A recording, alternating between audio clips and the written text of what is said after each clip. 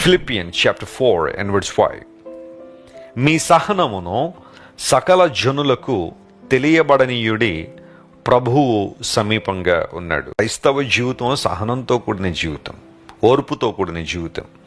చాలాసార్లు నొప్పించు మాటలు మాట్లాడడం ద్వారా గొడవలు, గందరగోళాలు కుటుంబాల్లో వస్తున్నాయి. ఓపికతో, సహనంతో ఎదురు చూసినప్పుడు ఎన్నో ద్రోహకార్యాలు జరగకుండా ఆపుచేయగలుగుతానని లేఖనాలు కూడా సెలవిస్తున్నాయి. సహనం లేనందువల్లనే చాలామంది ఇబ్బందులు పడుతున్నారు ఈ రోజుల్లో. అయితే క్రైస్తవ జీవితంలో సహనం అనేది చాలా ప్రాముఖ్యమైన అంశం. అది అనేక మంది తెలియబడనివ్వండి. సహనం అనేది లోపల ఉంచుకునేది కాదు. నువ్వు సహిస్తున్నావని, దేవుని ప్రేమను బట్టే సహనం నేర్చుకున్నావని అందరికీ తెలియబడాలి. ఎవరైనా నేను సవాల్ చేస్తున్నారా నీ భక్తి జీవితాన్ని బట్టి, నీ విశ్వాసాన్ని చూసి చాలామంది సవాల్ చేస్తున్నారా? నీ దేవుడు ఎంతవరకు నేను కాపాడుతాడో చూస్తాము, ఎంతవరకు నేను రక్షిస్తాడో చూస్తాము, ఈ శ్రమల్లోంచి, బాధల్లోంచి, కష్టాల్లోంచి ఎలా నీకు విడుదలిస్తాడో చూస్తామని బహుశా చాలామంది నేను సవాల్ చేస్తున్నారా? దేవుని వాగ్దానాన్ని జ్ఞాపకం చేసుకో.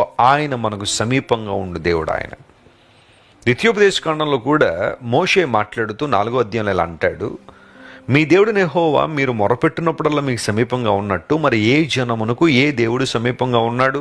దేవుని బిడ్డ వినో, ప్రభువు నీకు సమీపంగా ఉన్నాడు. ఆయన నీకు తోడుగా ఉన్న దేవుడు. ఆయన నీ చుట్టూ ఎవరు ఉండకపోవచ్చు, కానీ దేవుని సన్నిధి, ఆయన కృప నిన్ను ఆవరించి ఉందనే విషయాన్ని ఎప్పుడు మర్చిపోవద్దు.